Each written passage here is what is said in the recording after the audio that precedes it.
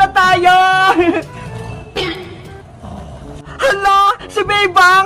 Tulog pa! Ang lakas umilik! Bebang! Yuho! Tanghali na! Gumising ka na dyan! Grabe! Ang sarap ng tulog ni Bebang! Ayaw niyang magising! Para siyang sleeping beauty! Alam ko na! May naisip ako! Para lalong kumanda si Bebang, may kukunin ako sa bahay! 1 hour later. Bebang! Ano? Gising ka na ba? Hala! Tulog pa rin siya! Tamang-tama! May make-upan ko siya! Habang tulog, may dala ko ditong pulba, lipstick, foundation! Sisimulan ko na! Bebang! Huwag kang gumalaw! Pagagandahin kita!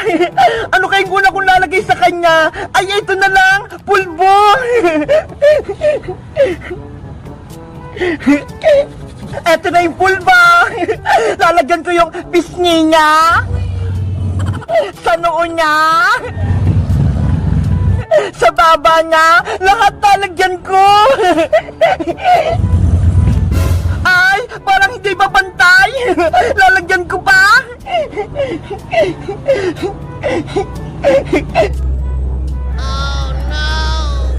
Ang susunod naman, lalagyan ko siya ng foundation para blooming, pink na pink.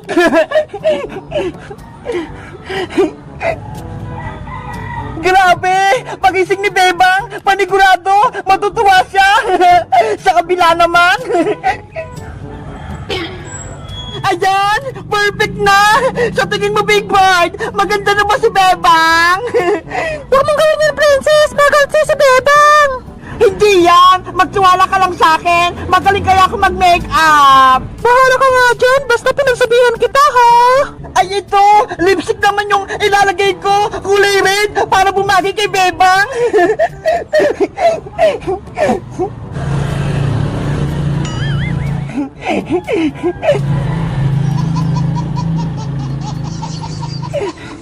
Wow! Bagay na kay Bebang! Sino yung maingay? Yari! Pagising na si Bebang! Bibilisan ko na mag-makeup sa kanya! Yung kilay naman yung aayusin ko! Charan! May pentel pen ako dito! Dahil manipis yung kilay ni Bebang, kakapalan ko siya!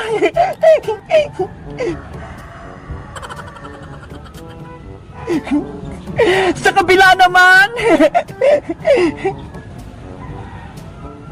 Oh no! Ayan! Tapos na ako! Napaganda ko na sa Sleeping Beauty! Si Bebang pala! Ba't niyo ba ako ginugulo? Ang sarap-sarap pa ng tulog ko eh! Lagot! Magigising na si Bebang! Alis na ako dito! Inaantok pa ako! Gusto ko pang matulog!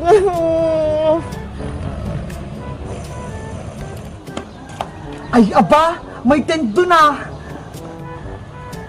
Sino kaya nagtayo nun? Mapuntahan ko nga! Hala! May taong natutulog sa loob! Sino yan? Nye! Si Bebang! Ang pangit ng mukha niya! Ano nangyari sa kanya? Bebang! Gising! Bumangon ka dyan! Boyong!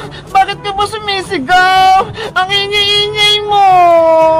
Bebang! May nangkulam sa'yo habang natutulog ka! Ano? Bakit? Yung itsura mo, pumangit! Parang nasumpa! Ha? Wala naman nangyari sa mukha ko ah! Ganun pa din! Tignan mo rito sa salamin oh! Oh! Akin na yung salamin! Ah! Ano nangyari sa mukha ko? Ang pangit ko na! Mga kumbruha! Sabi ko sa'yo eh, nakulam ka ng mangkukulam. Paano ba yan? Hindi na yan magagamot. Ano nangyari sa mukha ko? Ang pangit-pangit ko na. Paano ba ito matatanggal? Bebang! Tara na sa school! Papasok na tayo! Iska! Hoy! maligno ka! Anong ginagawa mo dyan? Nasa si Bebang! Hindi ako maligno, Iska! Ako talaga si Bebang! Tignan mo! Bebang! Ano nangyari sa itsura mo? Bakit nag-iba? Kasi natulog ako kahapon dito sa tent. Pagising ko, ganito na yung mukha ko. Sabi ni Boyong, nakulang daw ako. Paano na yan? May pasok pa tayo sa school. Malilate na tayo.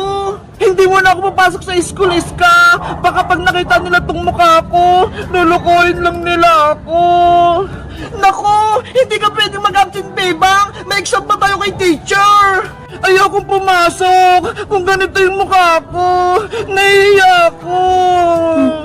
Diba? Sabi mo, Bebang, nakulam ka. Ipagamutan natin yan kay Mang Kepwing sa albularyo para bumalik ka sa dati. Sige, tawagin mo si Mang Kepwing para maayos niya tong mukha ko. Wait ka lang dyan, ha. Pupuntahan ko lang dun sa bahay niya. Ano ba nangyari sa mukha ko? Yari! Si Bebang umiiyak na! Yung makeup ko sa kanya kahapon, hindi pa rin nabubura! Lagot talaga ako kapag nalaman nila na ako yung may gawa! Bebang! Anis ka! Nahanap mo na ba si Mang Kepwing? Wala siya sa bahay nila eh! Umalis daw! Pumunta sa palengke! Paano na yan? Hindi na ako gagaling! Yung itsura ko! Ang pangit-pangit na! Tahan na, Bebang! Huwag ka nang umiyak! Bebang! Iska! May problema ba kayo? Princess! Si Bebang! Kinulam siya! Kaya siya pumangit! Patingin! Ito oh! Tignan mo, Princess! Ay, si Bebang! Ang pangit! Hoy, Princess! Bakit pinagtatunan mo si Bebang? Nang problema na nga siya eh! Tapos tumatawa ka pa? Eh kasi naman, Iska! Nakakatuwa yung itsura niya eh! Princess! Niloloko mo ba ako? Bebang! May sasabihin ako sa'yo! Ano yun, Big Bird? Alam ko kung sino may gawa niyan sa'yo! Kaya pumangit ang mukha mo! Sino, Big Bird? Sabihin mo, isa pa siyang mangkukulam? Ano na sa punso? Yari! Si Big Bird! Magsusumbong! Big Bird, sabihin mo na para malaman namin kung sino yung may kasalanan! Si Princess ang tunay niya may kasalanan! Ano? Si Princess? Kahapon, habang natutulog si Bebang sa tent, dumating si Princess tapos minikapan siya! Totoo ba yun, Princess? Ginawa mo yon? Bebang, sorry! Ako talagang may gawa niyo sa mukha mo! Grabe ka, Princess! Pati si Bebang, pinagloloko mo! Alam mo natutulog siya eh! Tapos minikapan mo pa! Eh kasi naman, ang himbing niyang matulog eh! Kaya naisipan ko, make-upan ko siya para maging sleeping beauty! Hindi naman mukha ng sleeping beauty yung ginawa mo, Princess eh! Mukha akong bruha! Sorry ulit, Bebang! Pinagtripan ko yung mukha mo! Ano nang gagawin mo ngayon para matanggal yung sa mukha niya? Dahil makeup lang yung nilagay ko sa mukha niya, madali lang niyang matanggal. Wait lang ha, kukuha ko ng tubig. Pasuwi talaga to si Princess. Siya pala nagpapangit ng mukha mo, Bebang. Kaya nga eh, akala ko, nasumpa na ako. Siya pala yung may kasalanan. Bebang! Eto na yung tubig mo ha! Maghilamas ka na para matanggal yung makeup sa mukha mo! Sana bumalik na yung dati kong mukha!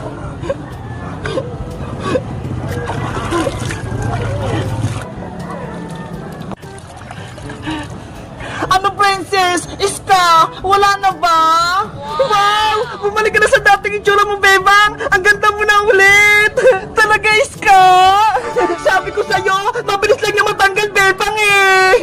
Ikaw, Princess, may kasalanan ka sa akin! Ikaw naman yung mamake-upan ko! Iska, peram ko ng pentel pen mo! Eto, Bebang! Lagot ka ngayon, Princess! Dadrawingan ka ang mukha mo! Bebang! Ayoko! Oh, no! Hi, Princess! Bumalik ka dito! Nanay! Si Bebang! Hinahapon ako! Oh, no! Bebang ko! Nasaan ka na ba? Umuwi ka na! may sakit yung nanay mo. Nanay Sitang, ano nangyari sa'yo? Okay lang ba kayo? Bebang anak, ikaw na ba yan? Hindi po ako si Bebang, ako po si Kokowa, ang bago niyong anak.